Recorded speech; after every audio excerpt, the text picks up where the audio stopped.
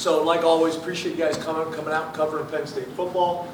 I want to thank the staff. In 2023, there's a lot to be said for a drama-free signing day. Again, I think we take that for granted. I think it's very telling about the staff and how thorough and detailed we are. I think it's very telling about our process that we don't pressure guys to commit. I also think it's very telling about the type of young men we recruit, the families that they come from, and the high school coaches and people they're surrounded with.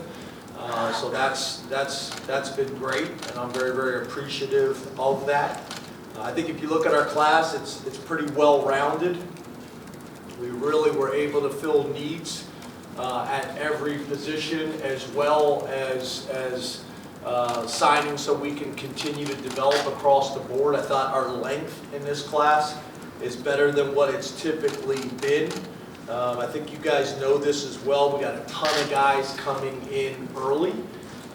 Again, that's not something, some programs pressure guys to come in early. We don't do it, but it continues to trend in that direction. More and more guys wanting to get on campus as early as possible.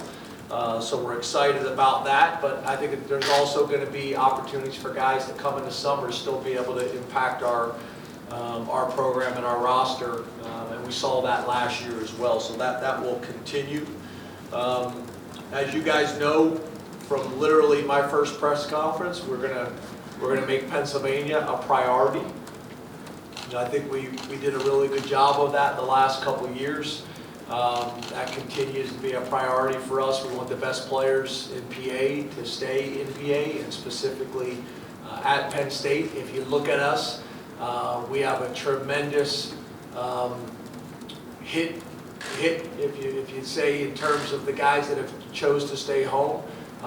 We've hit really well in terms of those guys staying home and being successful, whether that is a guy like Saquon Barkley or Micah Parsons or Miles Sanders, Abdul Carter. I can go on and on. Nick Singleton, the guys that have chose to stay home as high-profile recruits.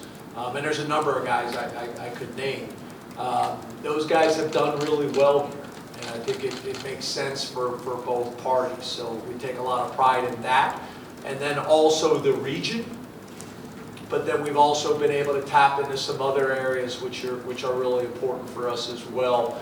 And guys really coming from all over the country and being successful here. And again, that's been going on for a long time at Penn State, so we take a lot of pride in that. Overall, I thought we had a really good day. It's been great to get the coordinators on board both before signing day. I think that was important. I think that could have caused some issues for us. So I want to thank the board for the support there as well. I think you guys know with certain hires on campus, there's a process that has to go in front of the board. So them being supportive and also timely. Sometimes our sense of time in college football is different than other people, and it's meaningful. And I think that goes back to the alignment conversations we've had in the past.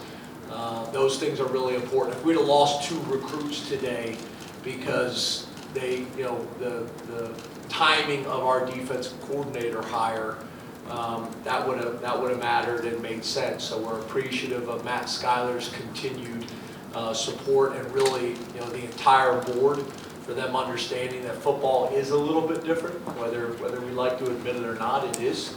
And the ramifications of those types of decisions. So I think that's been powerful. We're very, very appreciative of their understanding and support. But again, overall, I'm pleased with our class. We still have work to do. As you guys know, we're not a big transfer portal team. And then not only that, just the way we go about our process is different. It's amazing. There's guys that take some Penn State guys that decide to go in the portal and no one ever calls. And we try to be as thorough and detailed as we possibly can be with that process as well. And that's out of a ton of respect for the young men that we have in our current locker room, and making sure that we're bringing the right guys in that are going to complement them as well as create the most competitive environment that we possibly can create. So we got some work to do there in a short period of time. But I like some of the direction that we got going on right now. So, that's really it. I'll open up to questions about hopefully this signing day, and then obviously a few questions about Coach Allen. But you guys are going to get an opportunity to talk to Coach Allen, so hopefully most of my stuff can be about the signing day. So open up to questions. Let's start with Mark on the right. Hey James, thanks for your time. Hey Mark. Going back to the whole drama-free aspect, when you have changes in coordinators, what sorts of questions were you getting from prospects and their parents over these last few weeks? Did they need to be reassured? Were most kids, okay with it regardless? Can you just take us through that a little bit? Well, I think it goes back to what we talked about a few weeks ago when we talked about how every recruit, when they commit to Penn State, I talked to them about committing to me and the university, and that there's probably going to be turnover on the staff, whether it's right away this year or whether it's in their 4 to 5 years here at Penn State. And you guys, I think, have been supportive of that as well. I know none of you guys would call and write an article and make it seem like we told a recruit right before we made a change or a decision that somebody would do that, because you guys know we don't operate that way. But I think the fact that we do that, I think helps us. So when those things do happen, they're not shocked by that. I literally say to them, hey, are you going to be committed if, say for example, Anthony Poindexter has a chance to go be the head coach at school X, Y, or Z? Are you going to stay committed to Penn State? So we can kind of go through those things, and I think that is helpful. But then also back to the point about the board being able to make these hires in a timely way, because not only are we recruiting them, but there's people that are trying to flip our guys. And when you have a change, and specifically at a coordinator position, that can be unsettling. So being able to get that position filled as soon as possible while also being thorough in detail, there's a ton of value in that. But I think the other thing is being able to tell the story, right? Whether it's been at Vanderbilt or whether it's been at Penn State, we got a history of playing really good defense under this current era, but really, like Terry Smith said today, really going back forever at Penn State. We have played good defense here for a long time. So trusting us, being able to show them a pattern of success and a pattern of decision making that has helped with that. I think all those things, has been a part of trying to limit that drama as much as we possibly can. On the left, Brian. James, can you talk a little bit about Liam Andrews and the push and pull of him being an offensive lineman or a defensive lineman? Were you guys all on board with that right away when you decided you wanted to play a little bit more on defense? Because it looked like it was going to be a great offensive line prospect. Kind of surprising. Yeah, so again, I think that goes back to that trust. That trust that they had in us, that we weren't just telling them what he wanted to hear. We were recruiting him hard as an offensive lineman and thought he had a chance to be special as an offensive lineman. But I think you guys know with us, we're an under-promise, over-deliver program, and I'm not going to tell a guy what he wants to hear to get him here and then switch it with other alternative motives or agendas. We're not going to do that. So, when we decided to say we're going to take you as a defensive lineman, if I'm remembering the timeline correctly, Dion was able to go see him work out, whether it was off campus at like a New England showcase or whether it was here, and we legitimately felt like this guy has a chance to be a special defensive lineman.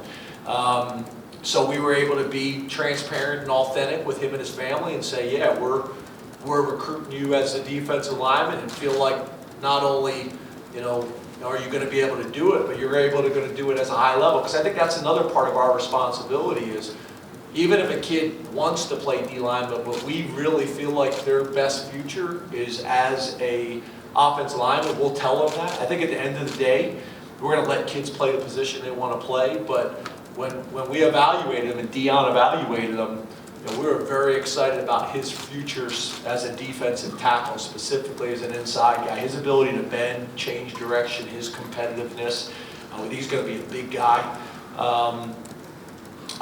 Coach Troutline was heartbroken, but then also kind of involved in the process of saying, hey, we still want you here, and kind of stepped away, and Dion took over at that point, as well as the rest of the defensive coaches and myself. And again, back to that word trust. I think the family trusted that we were being transparent and open and honest with them. And it really worked out well. I think the kid felt good about Penn State before that. Now it was just a position thing we had to work through. And we're excited about him. He's got some bumps and bruises he's working through right now. But hopefully we'll get him rehab and in a position to be able to compete by the time summer camp comes around. To the right, Tyler. Hey, James. Hey, Doug. I could ask about your offensive line class. Big group, familiar with them by now. I think all 5 of them were on campus together for camp in the summer. So based on your understanding of what this group brings, impact in 2024 and then long term, and if I could just ask 2 guys specifically, if you're able to expand on a bit. Cooper Cousins, he spent so much time as the first commit in this class, and he seems a little bit physically different than these guys are at this age. And then Garrett Sexton, because of his background, I think his coach called him an athletic unicorn. Where does he rank on the unique scale in your career recruiting guys on the offensive front? Yep. So, yeah, Coop's kind of an unusual guy, right? I think, first of all, I think he can play all 5 positions. You don't usually see a 6'6", 320-pound guy play center. I think that's unusual. In some ways, I think it hurt him in the rankings, because I think when they ranked him as an offensive lineman, they ranked him as an interior guy, and they always rank the interior guys lower than the tackles. From having him in camp, I think he can play all 5 spots, and there's tremendous value in guys like that. He came to every camp. That was unique. We played him at tackle, and he showed he could do it. He's got a nasty streak, and to your point, he doesn't look like a high school kid. He's a lean 6'6", 320 pounds, which is unusual. He also was really what I could say about a lot of these guys. He was a high production, highly rated guy who was low maintenance. I mean, literally, we offered him. They all looked at us, the whole family. He walked around the corner. I think we did this, I want to say it was maybe during COVID or somewhere around that time, because I think we were meeting outside. I'm trying to remember. And he walked away and came back like 4 minutes later and said, "We're coming." And that was the end of it. High profile guy that knew this is where he wanted to be. The family was comfortable. And they never wavered. They never wavered. They were awesome the whole time. He became a leader within the class and helping us get other guys. He's coming in early and is going to have a chance to compete. So I love him. I do. And then when you talk about, Garrett Sexton is a weird one, right? And Garrett Sexton was a quarterback. You don't hear that very often. Quarterback to offensive tackle recruit, become one of the highest recruited offensive tackles in the country. Wisconsin has not been a big kind of recruiting area for us. We've been able to get one kid every maybe 4 or 5 years out of that area. This year we were able to get a number. I think it started a little bit maybe with Jerry a few years ago, Jerry Cross out of Milwaukee. I think that helped us. And then for us to get 3 guys out of Wisconsin this year is very unusual. And he's a really good one. He got hurt his senior year, so missed some time. But again, another kid in another family that was really trending as a prospect once people kind of got a chance to see him, and his transition from quarterback to tackle. Came to camp and did a great job for us in camp.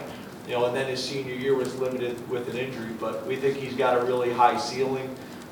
Excited about getting him on campus and working with him as well. And him and his family were phenomenal. I think we were able to get a few more guys in this class that we think can be tackles.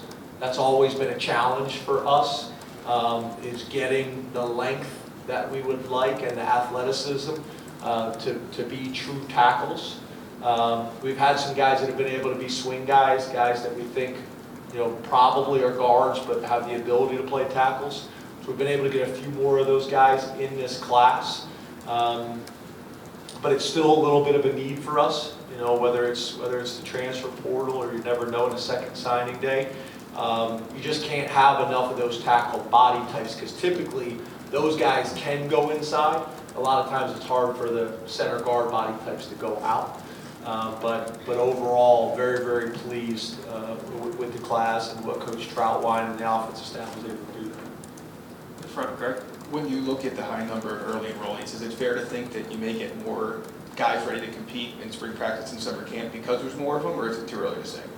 Yeah, I think obviously whenever you're able to get guys on campus earlier, I don't think it's the end-all be-all, but it helps. I mean, when they're here in the spring, learning the system, getting comfortable, getting a feel, it allows them to be better positioned to legitimately compete in the summer and during training camp. So, the number of guys, 16 guys coming in early, I think that helps. Now, I do think we got 9 guys coming in the summer that if they approach it the right way, will still be able to compete, and we've seen examples of that. So, yeah, I think your point is a good one. I think that's why you see the number trending. There's a lot of reasons why academically it makes sense in terms of the possibility of getting a master's degree while they're here, the likelihood of that improving.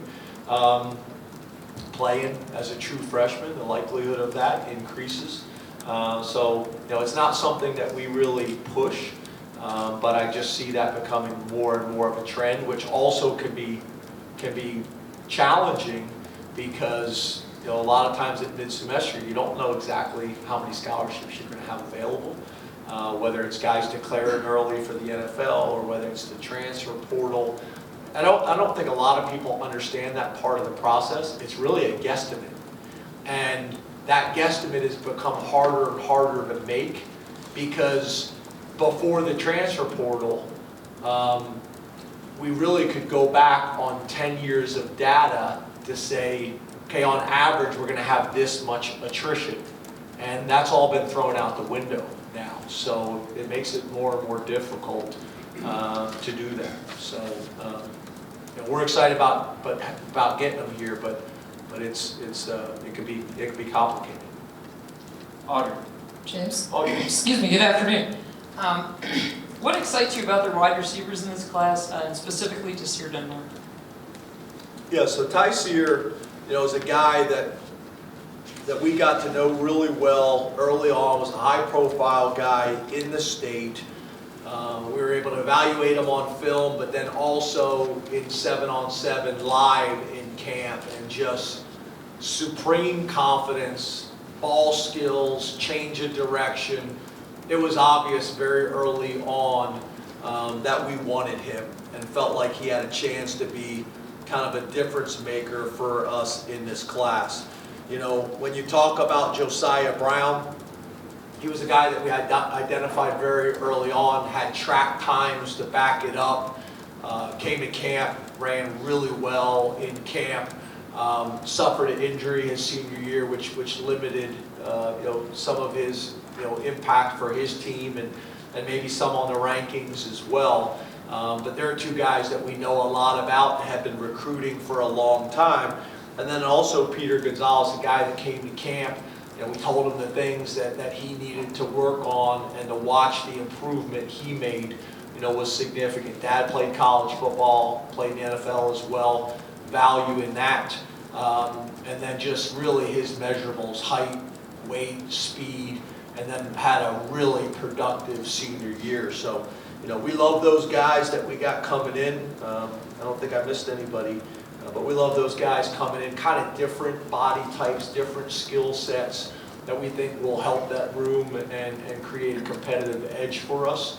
You got New York, you got inner city Philadelphia, and you got Pittsburgh Central Catholic specifically, where we've been fortunate to get some good players out of a really good program. So we're excited about really getting all 3 of them. I wish some of them were coming early, but again, they're guys that we still feel like will have an opportunity to compete come summer, as long as they handle these next couple months the right way, which I think they will. Sean? James, T.A. Cunningham, a very unique situation, hasn't played a lot of football. How do you, what do you remember about his recruitment, and what goes into that evaluation to decide to take a guy that really hasn't played all that much? Yeah, so I think, first of all, I think TA is a guy that got on the national recruiting scene very early for a reason, right? There was a lot of traits that he showed that were obvious to everybody. And then obviously when you talk about whether it's moving high schools or whether it's limited film based on injuries, for us, we just want to make sure that we understand the reasons behind all those things. And the thing that's great about TA and his family is they've been totally transparent about all those things. And I think you guys know we're thorough and detailed with everything that we do. So here's a guy that had some challenges and some adversity that he had to overcome and the family had to overcome. And then some physical injuries and setbacks and things like that. But the reality is, at the end of the day, that body type, those traits, those skills are still there. And we think he's a highly motivated young man. We just feel like he's one of these guys that when he gets into our structure and our system, he's going to flourish again and be one of those guys that everybody's talking about a couple of years from now. In terms of a guy that Penn State got a steal on because we trusted our evaluation process and really did a lot of digging to make sure we understood all the details and were comfortable with the details. In the middle, Johnny? James, good afternoon. Hey, John. With Quentin Martin, what has impressed you in terms of just getting to know him as a person, but then the film, like as a player, as a running back? Yeah, so I think it's what's unique about both of our running backs this year in this class. Both of them were used heavily as wide receivers. And I think in today's college football or the NFL, the more ways you can use running backs, the better. And I think we've made a huge investment this offseason and during the season to use our running backs in different ways, and we want to continue to grow in that area. But I actually think both Quentin and Corey could play wide receiver for us. It's kind of back to the conversation we had about Liam. The guys that we're recruiting really should be recruitable prospects on both sides of the ball. You should be able to make the argument that those guys are able to do it and do it at a high level. The thing again, and I've said this about a lot of our guys, but here's Quentin, who's the #1 recruit in Pennsylvania based on ratings and rankings, depending on how much stock you put into that kind of stuff. But really, really was low maintenance. I mean, Quentin and his family and his support system have been awesome. He was able to lead his team to a state championship game this year. Committed to us, never wavered. Didn't stop flirting with other schools and other teams. Totally shut it down. Really has done extremely well academically. It's just been awesome. And again, back to that whole, Jaywan Sider's a guy that I think if he chooses to be a head coach, is going to be a head coach. We just saw another one of our former guys, Jared Parker, get the head job at Troy. There's been a bunch of guys that have come through here that have gone on to be head coaches. And here's another one that, I wanted to make sure Quentin, understood that as well. If Coach Sider just decides he wants to be a head coach, he's going to be. So are you comfortable with that and committing to Penn State, and Terry Smith and myself? Terry's another guy like that we talk about. And Quentin and his family really never wavered. Had some hard conversations early on and working through some dynamics and things like that, but was awesome. And I just think, I don't care what business you're in, what industry you're in, when you're in a leadership position, the more staff that you can have that are high production and low maintenance, the more players that are high production and low maintenance, especially in 2023 with all of the craziness going on in college athletics and specifically college football, that's something that we really value.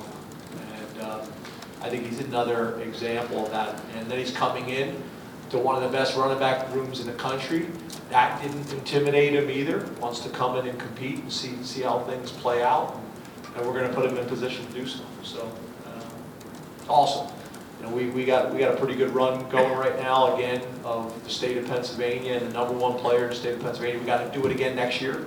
You know, that's not looking as promising right now as it has been the last couple of years, but we're going to battle and find a way to get that one done as well.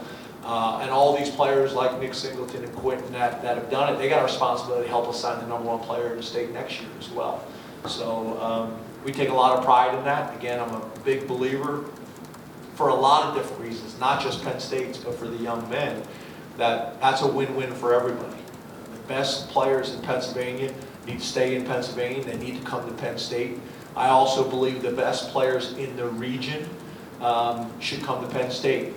I'm biased, but I think we're the best option in terms of combination of school and football and being able to compete at the very highest level. We're the best option within the footprint. That's no disrespect to any other program, but I believe that. I feel that way. Back left corner, Allie. Hey Coach, how are you? Good, how are you? Good. We talked to a couple lettermen recently in the last couple weeks about what it means to play at Penn State, what type of kid they think comes to Penn State. But in your words as the head football coach, intangibles for the field, fine, but what type of person are you looking for to join your program? Yeah, I think that's one of the things that I think you guys have heard me talk about in the past. I talk about with the staff a lot. And again, knock on wood, I think we've done a good job of this because, again, we're responsible for 125 18 to 22-year-old males, the most unpredictable group of people on the planet. And we're responsible for them unfairly 24 hours a day. And we've worked really hard at making sure we know what we're bringing into the locker room. Not perfect, but make sure we know who we're bringing in the locker room, who we're bringing into the Happy Valley community, who we're bringing into the brotherhood of Lettermen, and making sure that the guys that we take, that the Lettermen are going to be proud of those guys, the community is going to be proud of. And again, that's not easy. And I think we do a ton of homework there. Just like myself, they're not all perfect, but I do believe the guys that we're bringing within our structure and within our support system will flourish. I really believe that. We got a ton of examples of guys that have flourished under the structure and under the system. So for us, I talk to the staff a lot about don't get intoxicated by talent and talent alone. You know, look at the transcript. There's a ton of information on that transcript besides just GPA, absences, tardies, the type of classes they're taking. Ask a ton of questions at the school. You guys have heard me talk about this before. Talk to the high school coach, but there's pressure on the high school coach, right? Talk to the teachers, talk to the guidance counselor, talk to the principal, talk to other students in the hallway. You know, you guys have heard me talk about this before. My mom was a hall aide as well as a janitor in our school system. Talk to them. They know everything. And how these young men treat, you know, people that work in those buildings, I think is very, very telling. Talk to other coaches in the community that don't have the pressure to talk, you know, kindly about the kids. Get information from them. Be willing to ask the tough, uncomfortable questions.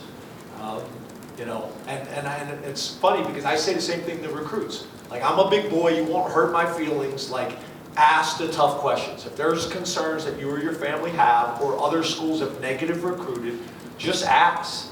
Let us talk through these things, and that's part of building that trust and that relationship. And then, again, not telling recruits and families, and for the most part, the kids that we're recruiting in the families, they appreciate the transparency that we're not just telling them everything they want to hear. Oh, you want to wear #1? You got #1. You've told that to every recruit in the class, even the O-lineman. Like, you know, are you going to start as a true freshman? Oh yeah, you're going to start as a true freshman. You know, back when we were in Pollock dorms, oh, you're going to have your own room with your own bathroom, and then they show up and they didn't.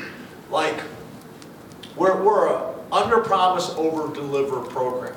And yes, Neil, my friend. Yeah, I think that's hard to say, right? We recruited Ethan because we've seen over time that he's got a chance to be a really talented player in the Big Ten and nationally. He's proved that, you know, over his entire career and really over the last probably year and a half. Has really taken it to a different level. His high school and his high school coach did a phenomenal job with him.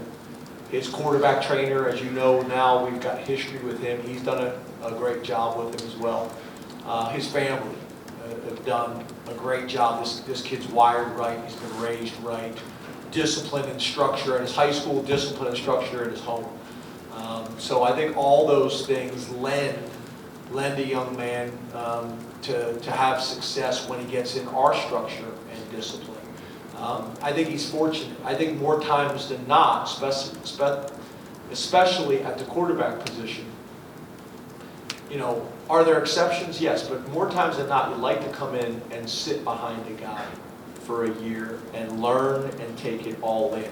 I think there's a reason why Drew threw 23 touchdown passes and 1 interception, or whatever that number was this year. I think being able to sit behind Sean and learn behind Sean was valuable. When I was with the Green Bay Packers and we had Brett Favre and we drafted Aaron Rodgers that year, I think a big part of Aaron Rodgers' success was he was able to sit behind Brett, learn from Brett, what Brett did well, what he would do differently, and obviously you look at his career. So I think more times than not, there's a ton of value in that. Now, does that mean that he won't have a chance to come in and compete? No. We want him to come in and compete. We want all of our guys to come in and compete. But worst case scenario, if he doesn't, and he can sit behind and learn for a year, and then be competing that following spring, then that's not all bad either. And again, these are the type of conversations that we've had as well, and I think he understands. Him and Drew have a relationship. I think that helps too. But that position, as we all know, is the most position probably in all of sports, and specifically in college football in terms of, you know, competing for championships, conference and national. So you know, the better we can recruit at that position and develop at that position, and then recruit around that position to complement those guys, the better. And that's O-line, that's tight ends, that's running backs, and that's receivers, and that's coaches. That's all of it. So we're pleased with him. We're really happy he's in the fold, and his development over the last year and a half has been really cool. And it's interesting because you look at Drew's kind of trajectory as a recruit, and Ethan's very similar in a lot of ways. So pretty cool. I think we're also allowed to recruit other states besides Ohio for quarterbacks, but if it works out that way, we'll be happy to go there again. Thank you very much.